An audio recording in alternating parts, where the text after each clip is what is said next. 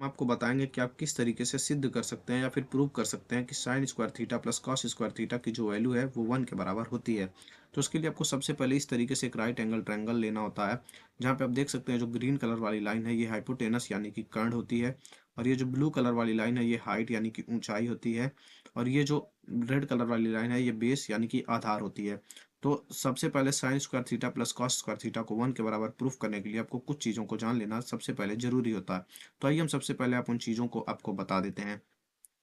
तो उसके लिए आपको सबसे पहले यहाँ पे एक राइट एंगल ट्रायंगल ले लेना होगा। कुछ इस तरीके से आप एक राइट एंगल ट्रायंगल ले लेंगे, और इसके बाद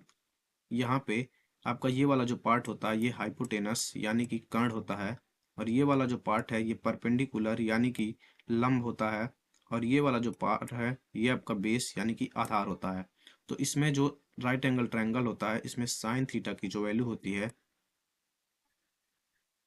ये आपकी परपेंडिकुलर अपॉन में हाइपोटेनस यानी कि लंब बटे कर्ण होता है, और आपकी जो कॉस थीटा की वैल्यू होती है,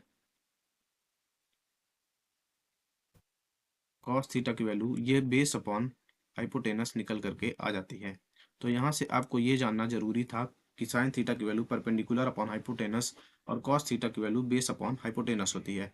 और इसी तरीके से आपकी जो टेन थीटा की वैल्यू होती है वो परपेंडिकुलर अपॉन बेस होती है,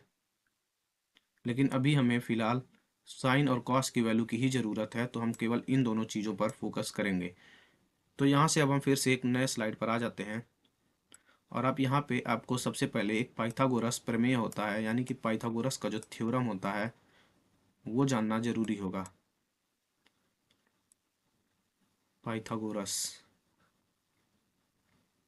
पाइथागोरस का जो थ्योरम होता है, प्रमेय होता है, वो ये कहता है कि अगर ये कोई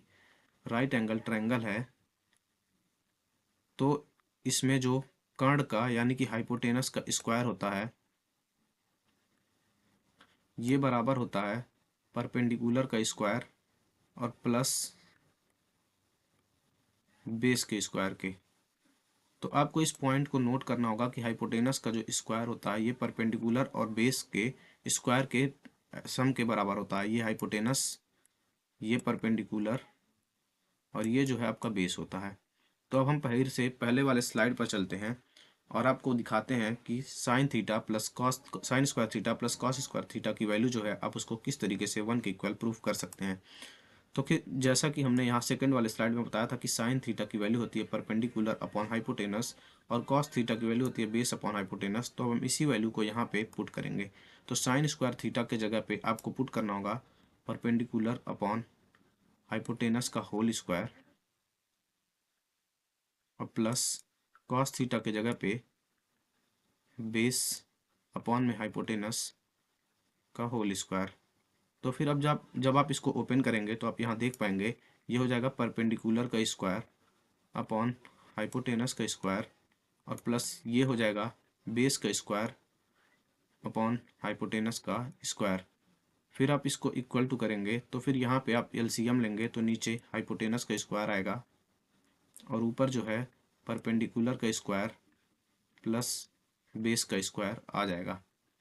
अब अगर हम थर्ड स्लाइड पे फिर से चलें तो आप देख सकते हैं यहाँ पे हाइपोटेनस का जो स्क्वायर है ये परपेंडिकुलर का स्क्वायर प्लस बेस के स्क्वायर के बराबर होता है। तो यहाँ से अब जब हम परपेंडिकुलर का स्क्वायर प्लस बेस के स्क्वायर के जगह पे फिर से यहाँ पे हाइपोटेनस का स्क्वायर रख देंगे तो यहाँ पे आप देख सकते हैं ये भी हाइपोटेनस का स्क्वायर और डिवाइडेड बाई हाइपोटेनस का स्क्वायर आ जाएगा, और जब आप इन दोनों को कैंसिल करेंगे तो ये इक्वल टू 1 आ जाएगा।